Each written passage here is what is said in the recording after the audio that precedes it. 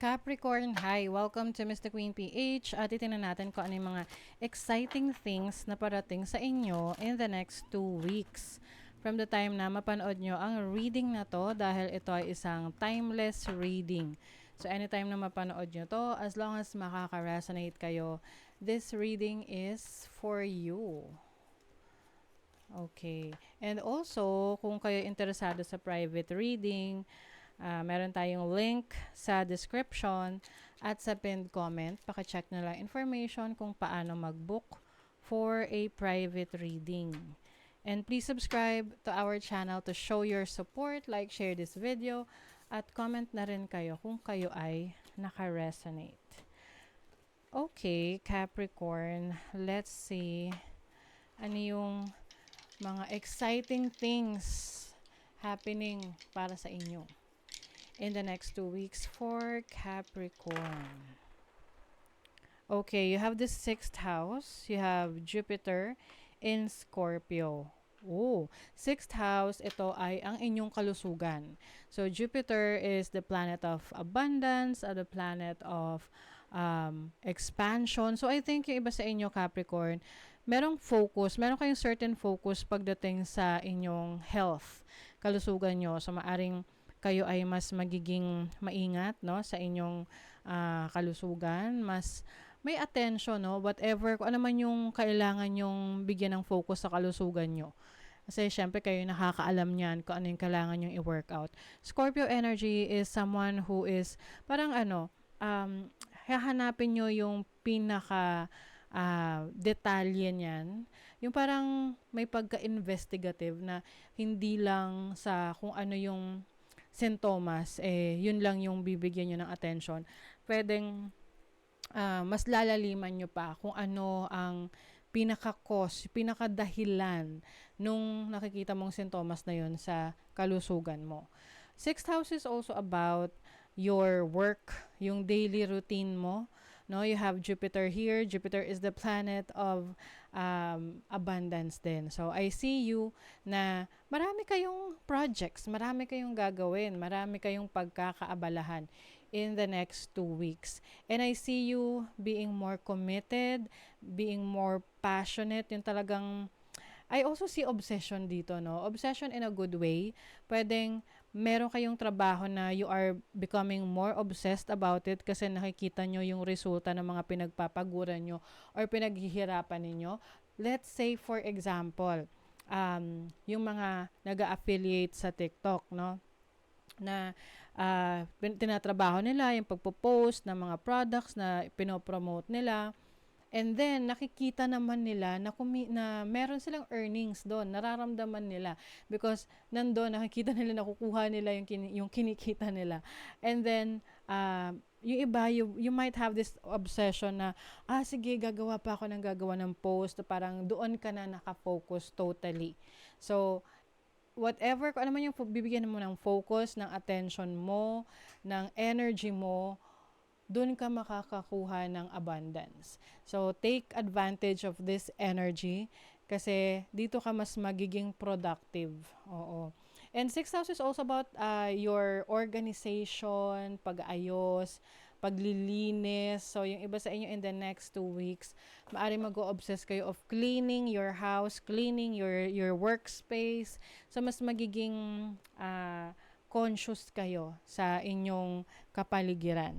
And 'di ba nga sabi nila kapag malinis ang lugar, cleanliness is next to godliness, 'di ba?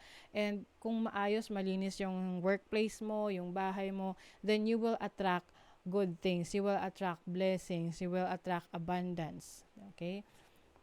So you have the sea star and then the rose and river. Okay. So dito sa river, the river is about forgiveness. So, in the next 2 weeks, meron kang patatawarin, no? This is exciting because hindi mo akalain na mapapatawad mo na pala itong taong to sa buhay mo.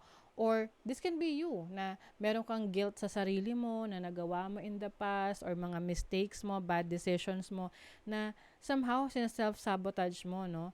Yung sarili, sinasabotage mo yung sarili mo dahil sa mga nagawa mong mali, at parang feeling mo, pinapunish mo rin yung sarili mo na, kasi ganyan ang nangyayari dahil ito yung ginawa mo, kasalanan mo yan, ganon. So, some of you, you are going to release yourself. I-release mo yung sarili mo doon sa guilt na nararamdaman mo. Dahil sarili mo yan eh. Kailangan mong patawarin yung sarili mo para mabawasan yung bigat na dinadala mo. And yun yung magpapalaya sa'yo to become, to become a better version of yourself na magsisimula ka ulit magtiwala sa sarili mong kakayanan. And kapag meron ka ng tiwala sa sarili mo, marami ka nang kayang ma-achieve. Okay? And then, itong energy ng Rose, this is about your emotions, being open-hearted. So, I think ang exciting rito is mas magiging expressive ka sa nararamdaman mo in different ways, no? Kasi iba-iba tayo ng paraan para mag-express ng ating nararamdaman. So, some of you might express this through words, iba through actions, may mga gestures. But this is about you na mas magiging open, mas magiging communicative, open-hearted, no? Mas sensitive, okay? And then, you also have the energy ng Sea Star. This is being health instinct kasi to. So, I think you are going to heal your could be energy ng past mo. You're going to heal from that pain. You're going to heal physically kung meron kang kailangang isaayos sa sarili mo, especially with your health, like what I mentioned kanina. So, Capricorn, in the next 2 weeks, ang exciting dito is meron kang may improve sa kalusugan mo. Whether this is physical health, emotional health, or your mental health. Even spiritual health as well. You have the Ace of Pentacles. So, this is an exciting new beginning in terms of your career, your business. May bagong simula. You have the Page of Wands.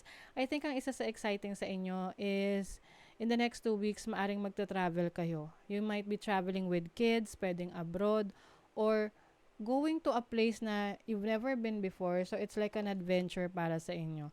You have the Moon. Masyadong magiging malakas ang inyong instinct, ang inyong intuition.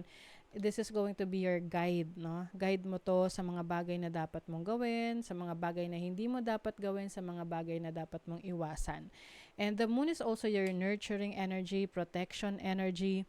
So, I think mas magiging protective ka sa mga mahal mo sa buhay, and you will get the protection that you need, especially kung ina-ask mo talaga. Like, for example, you're asking, you pray, you ask to God, or kung ano man yung religion na fina-follow ninyo, you always ask for protection, and you will always be protected.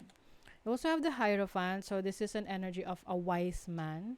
Someone na maraming alam. So, I think ang isa sa exciting na ganap sa inyo in the next 2 weeks is maaring meron kang makikilala na isang tao na magiging guide mo or someone na mag-share ng knowledge niya, ng skills niya sa'yo. At ito ay makakatulong sa'yo, no? Sa pag-i-improve mo ng trabaho mo, ng career mo, ng business mo, or even yung personal growth mo. And some of you, if kayo naman ay may, let's say, meron kayong expertise. Tapos yung expertise nyo na yan, pwede nyo magamit yan to share sa ibang tao. And yung pag-share nyo na yan, yan yung way ng universe para to give back sa'yo, para i-bless ka pa ng even more. You also have the Six of Pentacles. So, this is bringing balance into your finances. Kumbaga, nung mga nakaraang buwan, puro palabas ng palabas yung pera sa'yo. Ngayong in the next 2 weeks, mamamanage mo yung pasok ng pera. So, kung ano yung needs mo, merong nakalaan para dyan. I think manggagaling to sa new opportunities na darating sa'yo. Something na i-explore mo, something na pag-aaralan mo. You have the energy ng clouds. Yung iba sa inyo, meron kayong mga pag-aalinlangan sa mga bagay na hindi kayo aware or hindi kayo komportable or hindi pa kayo pamilyar. But the moment na maglakas loob kayo na explore yan, doon nyo na magigain yung confidence ninyo. You have the 3. The 3 is about growth. This is about health ninyo, kalusugan ninyo. So, basically, Capricorn, malaking part ng pagbabago sa inyo is yung pagsasaayos ng kalusugan ninyo in general. You also have the Tower. So, this is about confidence and security. No? Na, of course, lagi namang magkakaroon ng pagsubok, challenges, pero you have the power, the strength that you need to withstand, no, na any troubles, any problems, no, na makayanan, ma-overcome yung mga problema. And then you have universe, we're all just stardust. So ito yung realization mo sa buhay na tayo ay isang maliit na tuldok lang sa napakalawak na universe. So this is going to humble you na there is nothing na pwede nating ipagyabang sa mundo na sa atin talaga, because everything na nakukuha natin ay blessing sa atin, and something that is something that we have to share to others, no, kumbaga para makatulong rin sa iba. And if you're someone who always tumutulong sa iba in different ways, definitely babalik rin sa'yo yan. Okay? In tenfolds. So, that is your reading, Capricorn. Thank you so much. See you again.